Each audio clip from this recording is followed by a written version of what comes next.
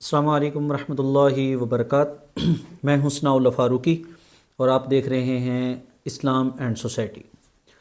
امید کرتا ہوں آپ لوگ ٹھیک ہوں گے۔ اللہ پاک آپ لوگوں کو خوش و خرم رکھے۔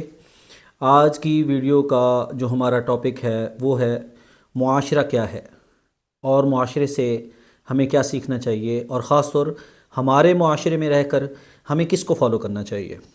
اس کے بارے میں لقد کان لکم فی رسول اللہ اسوۃ حسنہ، آپ لوگوں نے قرآن پاک کی آیت کا ترجمہ پڑھا سنا ہوگا کہ حضور پاک صلی اللہ علیہ وسلم کی جو زندگی ہے وہ حضور پاک صلی اللہ علیہ وسلم کی امت کے لیے، تمام انسانوں کے لیے پریکٹیکلی لائف ہے، عملی نمونہ ہے۔ اب ہم معاشرے میں رہ رہے ہیں تو معاشرہ ہے کیا؟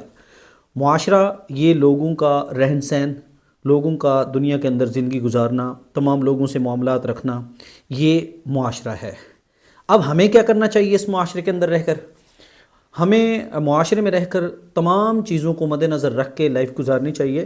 خاص طور ہمارے ساتھ منسلک جو چیزیں ہیں، مینس کہ ہم لوگوں کے ساتھ رہتے ہیں، وہاں پہ لوگوں کے ساتھ ایکسپورٹ امپورٹ، لوگوں کے ساتھ گفتگو، رشتہ داریاں، لین دین، قرض، اس کے علاوہ اور بھی بہت سارے ایسے معاملات ہیں جن میں ہمیں ساری چیزوں کو مد نظر رکھ کے ان کا خیال کرنا چاہیے۔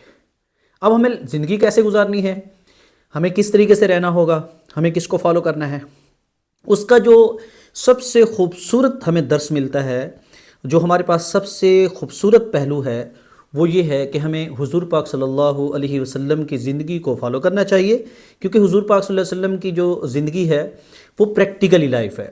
عملی نمونے کے طور پر حضور نے اپنی زندگی گزاری اور ہمیں بتا دیا حضور کا کھانا کیسا، حضور کا رہنا کیسا، لوگوں سے گفتگو، عبادت کا طریقہ، گھر والوں کے ساتھ معاملات، قریبی رشتہ داروں کے ساتھ معاملات، حضور نے اخلاقی طور پہ کس طریقے سے انما بعثت معلما، یہ حضور پاک صلی اللہ علیہ وسلم کو معلم جو بنا کر بھیجا گیا، تو انہوں نے لوگوں کو تعلیم کیسے دی ہے، انہوں نے اچھائی کا درس کیسے دیا ہے، اخلاقیات میں حضور پاک صلی اللہ علیہ وسلم نے کن کن باتوں کا ہمیں حکم دیا اور کن باتوں سے روکا ہے، یہ ساری چیزیں جو ہیں یہ ہماری زندگی کے سامنے ہیں۔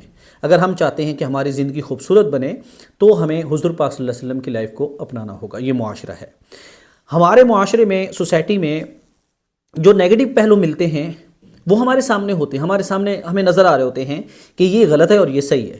اس کے باوجود بھی اگر ہم غلط کو غلط نہ سمجھیں اور صحیح کو صحیح طریقے سے نہ مینج کریں تو یہ ایسے سمجھیں کہ ہم اپنے ساتھ ظلم کر رہے ہیں، ہم اپنے معاشرے کو صحیح طریقے سے نہیں ڈھال رہے، بلکہ ہمیں تو یہ کرنا چاہیے کہ جس طریقے سے آپ لوگوں نے سنا ہوگا کہ ایمان کے 3 درجے ہیں، ان میں جو اضعف الایمان وہ یہ ہے کہ آپ کسی غلطی کو دیکھ رہے ہیں، وہاں پہ آپ ان کو روک بھی نہیں سکتے، کہہ بھی نہیں سکتے، اور آخری درجہ یہ ہے کہ جہاں پہ آپ کو غلط لگ رہا ہے اس کو آپ غلط سمجھیں اور دل سے اس کو تسلیم کریں اور اس سے نفرت کریں۔ یہ ایمان کا اضعف الایمان، یعنی ایمان کا کمزور ترین درجہ ہے۔ اور یہ سبق ہمیں کہاں سے ملا؟ یہ حضور پاک صلی اللہ علیہ وسلم کی زندگی سے ملا۔ اب یہ جو معاشرے میں رہ کر ہم ان ساری چیزوں کو دیکھ رہے ہیں، ہم اپنی زندگی گزار رہے ہیں، کیا ہم نے کبھی یہ سوچا ہے کہ یہ جو معاشرہ پروان چڑھ رہا ہے یہ کس طرف جا رہا ہے؟ کیا اسلام کو فالو کر رہا ہے، یا پھر غیر مسلم نان کنٹریز جتنی بھی ہیں جن میں خاص طور اسلام کے اپوزٹ متضاد چیزیں ہوتی ہیں، کیا ہم ان کو فالو کر رہے ہیں یا ہم حضور پاک صلی اللہ علیہ وسلم کی زندگی کو لے کے جا رہے ہیں؟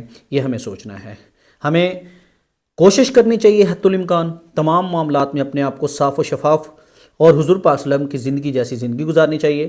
ہم اگر لوگوں کے ساتھ لین دین کر رہے ہیں تو وہ بھی صاف شفاف ہونے چاہیے، اس میں حرام سے بچیں۔ اس طریقے سے ہم لوگوں سے عہد معاہدہ کر رہے ہیں، عدل و انصاف ہے، مساوات ہے، اخوت و بھائی چارگی ہے۔ اس کے علاوہ اور بھی بہت سارے ایسے ٹاپک ہیں جن میں ہم حضور پاک صلی اللہ علیہ وسلم کی زندگی کو فالو کریں گے۔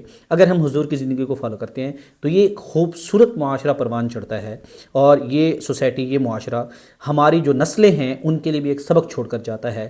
اس لیے آخر میں یہ کہوں گا کہ اللہ رب العزت سے دعا گو ہوں کہ اللہ تعالیٰ ہمیں ایک ایسے معاشرے میں اور ہماری نسلوں، ہماری اولادوں کو ایسے معاشرے میں پروان چڑھائے جن میں ہم حضور کی زندگی کو فالو کریں، نہ کہ ہم نان مسلم، غیر مسلم کنٹریز کو فالو کریں۔